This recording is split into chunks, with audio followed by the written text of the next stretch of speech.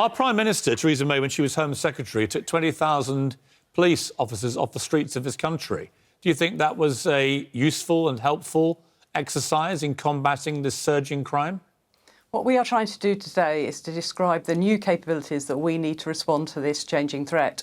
And we are making that argument on behalf of the whole system, so from policing regionally and nationally. And we think it needs a new investment of about £2.7 billion. Right, sorry, that wasn't my question. Just to repeat it, obviously you didn't hear me.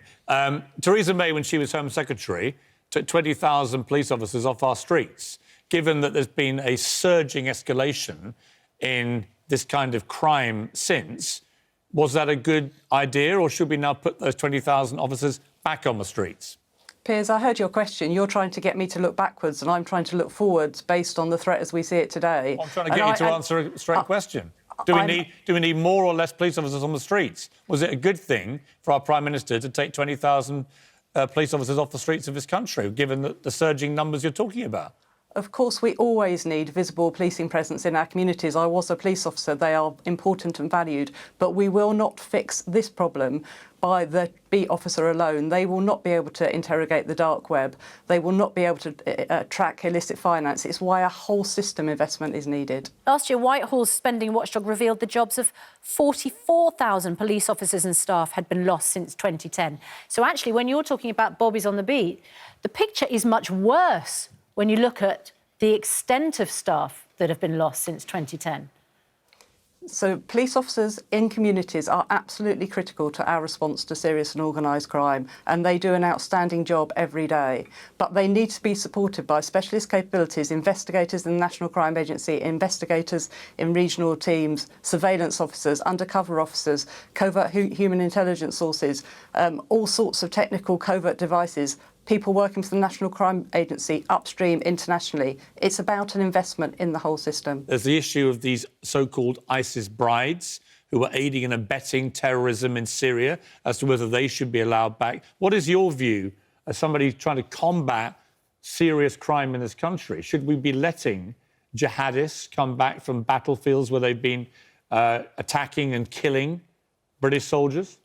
The lead for counter-terrorism policing is Assistant Commissioner Neil Basu. Counter-terrorism is one of the national security threats that we face. Serious and organised crime is a second threat that we face. It's important that between local policing, counter-terrorism and serious and organised crime, we keep the whole system in balance. I read a very interesting report in, I think it was The Week magazine a few weeks ago, about the explosion of cocaine into the UK, which is obviously a major part, I would imagine, of your world.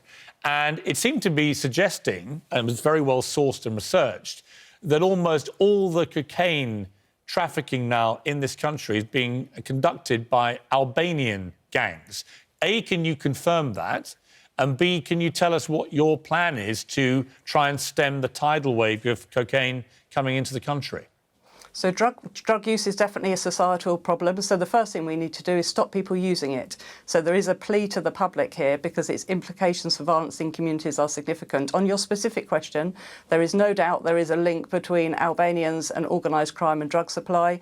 And we work very hard upstream. The seizures that we've made this year in the coast of the UK from our, as a result of intelligence coming from our international network, an increase of 294% of seizures of cocaine at the border, and of course the work we're doing with local policing on county lines where we've seen an increase from 700 to 2,000 in the year. But do you accept that we have lost the battle with drugs in this country, that the country is basically awash with drugs now, and that is fueling a large amount of organised crime, a large amount of gangs? I do think it's a growing problem. That's why we're talking today about a chronic and corrosive threat to the United Kingdom. I think what we see is some impressive work by the National Crime Agency officers and police officers around the country. We need drug users to stop using drugs. If you had an open chequebook, right, from the government for more police officers, how many would you like to have to combat all the surging gangland crime, drug abuse that's going on, drug trafficking and so on? In an ideal world, how many more police officers would you like if money was not an object? 5, 10,000, 15,000, 20,000, 50,000? What would you like? So the figure we have come up with today is £2.7 billion for serious and organised crime for the local, regional and national. Some of that should be invested in police officers. Some of that should be invested in covert capabilities. Right, so how many police officers, ideally, if money was no object and the government gives you whatever you want, how many would you like? I'm not prepared to put a figure on it because actually I think that is, on its own, is the wrong question. How do you get more officers on the streets if you're the boss and you don't know how many you want from the government? How do you have that conversation with the government? Because what we've done at the moment is we've put some figures and then it will be for the government to decide in spending review. But with respect to you, I'm sorry, but it's your job, isn't it? I mean, you're in charge here of taking on this organised crime explosion that you're talking about. And yet when I say to you, well, how many officers have you asked the government for to help combat this? And you've accepted that part of the issue is getting more people to combat it. You're not prepared to say. I mean, if you're not even prepared to tell the government how many police officers you want, how are they supposed to give you any?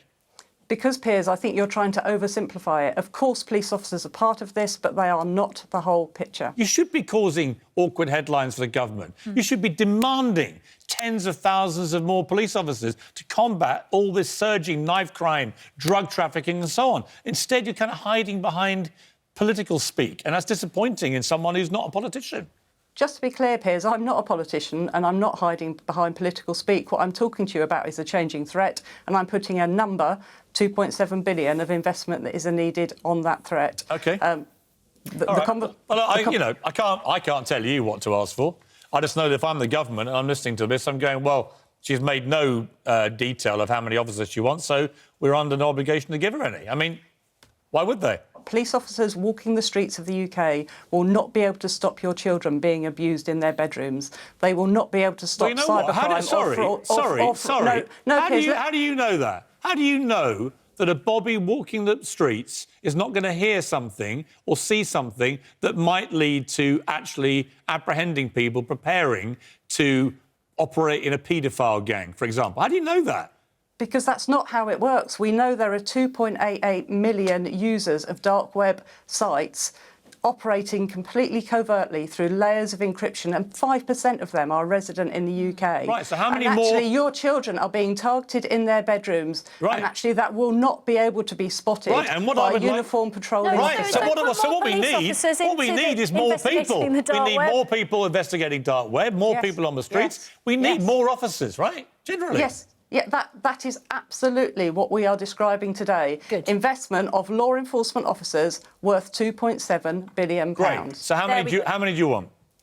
I'm not going to put a number on it because some of it's about people, some of it's about skills, and some of it's about covert. Some of it here is about covert equipment. Right, I get that, but ultimately, physically, people have to operate the technology to investigate the dark web. People have to physically walk the streets to try and get people carrying knives or committing crimes.